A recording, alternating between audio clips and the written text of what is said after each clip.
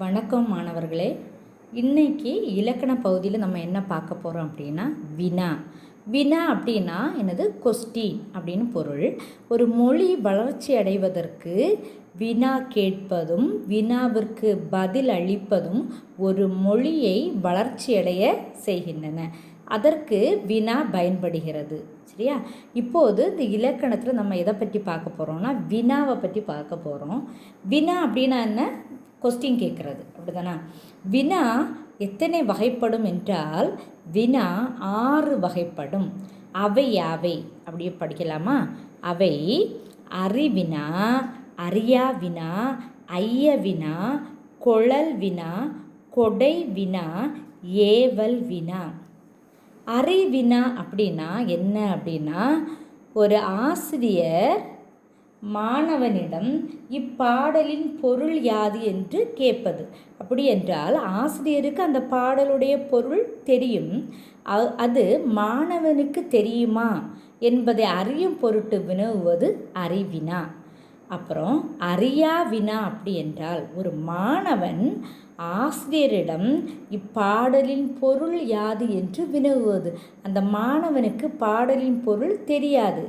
அதனால் அவன் அறியாததுனால அவன் அறிந்து கொள்வதற்காக வினவுவதான் அறியா வினா. ஐய வினா அப்படின்னா என்ன அப்படின்னா, ஒரு 2 பேர் ஒரு செயலை செய்கிறாங்க. இந்த செயலை செய்தது எக்ஸாம்பிள் சொல்கிறேன். இப்போது மணிமேகலையா கண்ணகியா? இச்செயலை செய்தது மணிமேகலையா ஆர் கண்ணகியா என்பதை வினவுவது. அப்படின்னா ஒரு செயலை செய்திருக்காங்க, இது யார் பண்ணினான்னு அந்த ஆசிரியருக்கு தெரியாது. அதனால அவங்க கேட்குறாங்க, இந்த செயலை செலவால் இவன் பண்ணியிருக்கலாமோ இல்லைன்னா இவ பண்ணியிருக்கலாமோ? அதை அறிந்து கொள்வதற்காக வினவுவது ஐய வினா. அப்படின்னா ஐயம் நீங்கி தெளிவு பெறுவதற்காக கேட்கக்கூடிய வினாதான் என்னது? இந்த ஐய வினா. தென் கொளல் வினா. கொளல் என்றால் வாங்கி வாங்குவதற்காக வினவுவது. எக்ஸாம்பிள், நம்ம இப்போ ஒரு நூல் நிலையத்துக்கு போகிறோம். நூல் நிலையத்தில் போயிட்டு பாரதிதாசன் கவிதை, ஏதாவது ஒரு கவிதை உள்ளதா, இல்லை திருவள்ளுவருடைய புதிய பதிப்பகம் உள்ளதா, ஏதாவது ஒன்றை பற்றி நம்ம வினவுவோம் இல்லையா? அதுதான் கொளல். கொளல் என்றால் வாங்கி கொள்வதற்காக வினவுவதுதான் கொளல் வினா.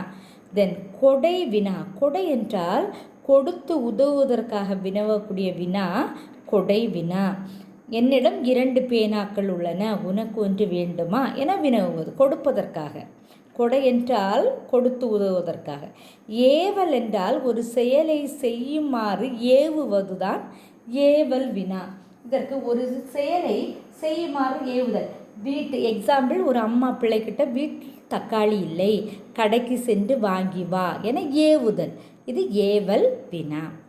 மாணவர்களுக்கு இந்த வினா பகுதி புரிந்திருக்கும்னு நினைக்கிறேன். ஏதாவது சந்தேகங்கள் இருந்தால் நீங்கள் எனக்கு கமெண்ட் பாக்ஸில் தெரிவிக்கலாம். கட்டாயம் நான் உங்களுக்கு அதை கிளியர் பண்ணுவேன். தேங்க்யூ. நாளைக்கு வேறு ஒரு வீடியோவில் உங்களை சந்திக்கிறேன்.